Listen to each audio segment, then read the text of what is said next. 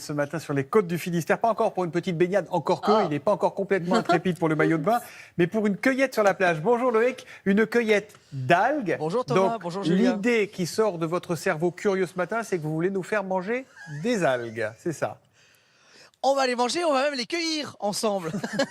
Regardez où nous sommes, si c'est pas beau là. On est en Bretagne, on est dans le nord Finistère et juste là-bas vous apercevez l'île de Bas. Et en fait on est à Roscoff plus précisément. Et ici en fait il faut s'imaginer qu'on est au bout de ce qu'on appelle un peu plus haut vers la Normandie, la Manche. Et donc en fait il y a ces masses d'eau gigantesques qui arrivent et qui descendent à chaque marée. Et donc c'est dans cette eau-là qu'on va venir cueillir peut-être les plus belles algues de France, voire du monde.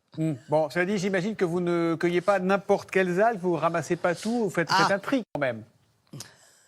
Alors oui, exactement. On ne ramasse pas d'ailleurs, Hugo me le disait tout à l'heure, on cueille les algues. Il faut s'imaginer qu'en fait, sous cette mer qui est en train de descendre, on est dans les plus gros coefficients, on est d'accord, hein. C'est l'ouverture de la saison avec ces grands coefficients de marée. Bah oui, bonjour tout le monde. Bah oui, c'est le début de la saison des algues. Il y a vraiment des périodes pour cueillir les algues. En gros, dans combien de temps il va y avoir des cueilleurs là, au large? Du coup, je pense que dans 3-4 heures, ils vont commencer à arriver à mi-marée et puis ils vont tout doucement descendre pour cueillir les algues à la main. Qu'est-ce qu'on a cueilli là par exemple? Alors ça c'était hier soir, hein. Écoute, on a la chance d'avoir des gros coefficients, donc on a cueilli du combu royal, donc c'est une laminaire. Et regardez comme il est beau ce combourel. C'est une des plus grandes algues qu'on trouve au monde, on est d'accord, hein. Ça peut atteindre 5-6 mètres de long quand c'est adulte. Ah oui. Bon là, c'est encore des jeunes. Et alors là, est-ce que vous connaissez Thomas la laitue de mer? C'est truc tout vert. Ah, vous avez raison, regardez, elle est là la laitue de mer, hein. Ça c'est de la laitue de mer, donc c'est une grande feuille comme ça, c'est une autre variété d'algue, une algue verte, voilà, qui est très très bonne. Moi, ce que j'aime beaucoup, c'est le spaghetti. Alors, le Spaghetti de mer. Alors, pourquoi on l'appelle le spaghetti? C'est presque plus une tagliatelle, d'ailleurs, hein. Ah oui, c'est une petite tagliatelle. Et ça, c'est pareil, ça peut faire 3-4 mètres de long. Et à marée basse, ça fait comme des cheveux de sirène comme ça qui sont à marée basse. C'est magnifique. Et la particularité, en fait, de ces algues, alors c'est vrai qu'on les trouve un petit peu sombres, là, mais elles vont prendre une couleur verte à la cuisson, certaines, hein, c'est ça? C'est un peu la magie. C'est pratiquement le seul végétal qui fait ça au monde, de changer de couleur quand on va le chauffer pour des laminaires. Démonstration. Nous, on demande à croire que ce qu'on voit. Et là, et regardez, elle devient verte. C'est de l'eau chaude, hein, Voilà. c'est ça? Et là, en fait, les algues en c'est pas magique, ça? C'est la chlorophylle c'est qui incroyable. ressort, en fait. Voilà. C'est incroyable, mais Loïc... On fait au Japon pour faire les salades d'algues. Ah oui, oui, Thomas? Non, c'est incroyable, c'est joli, c'est machin, c'est étonnant, mais de là à les manger.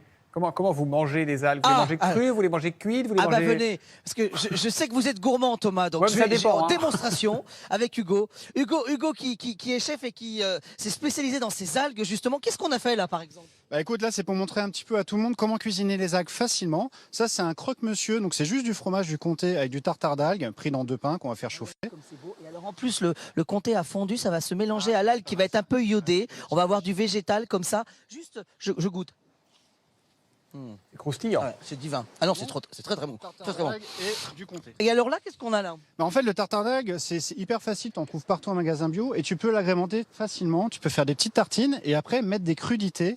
Donc ça permet d'avoir un petit apéritif équilibré, voilà, pas trop fat. Et du coup, petit radis, des carottes avec des petits kumquats, c'est encore la fin de la saison des agrumes. Donc il faut s'amuser avec les algues, avec des produits faciles à cuisiner. Et ici, on a les tartares bruts que tu trouves dans le commerce. Donc c'est des algues hachées. Ce qui est assez intéressant, c'est qu'on le retrouve énormément dans la cuisine, de partout. On a beaucoup de chefs étoilés qui se mettent à cuisiner ces algues parce qu'elles ont des propriétés aussi. Elles sont bonnes pour nous en fait, hein. Mais en fait, il faut comprendre, c'est qu'une algue, c'est bon à manger. Et nous, les Français, on aime bien la gastronomie et c'est vraiment très bon en saveur. Au Japon, on les cuisine déjà depuis très longtemps, hein. Et on en consomme tous les jours, alors qu'en France, on est encore sur des consommations très discrètes. Mais il faut se rendre compte d'une chose, c'est que c'est bon. Bon, et ben la preuve que c'est bon, je goûte. Eh ben,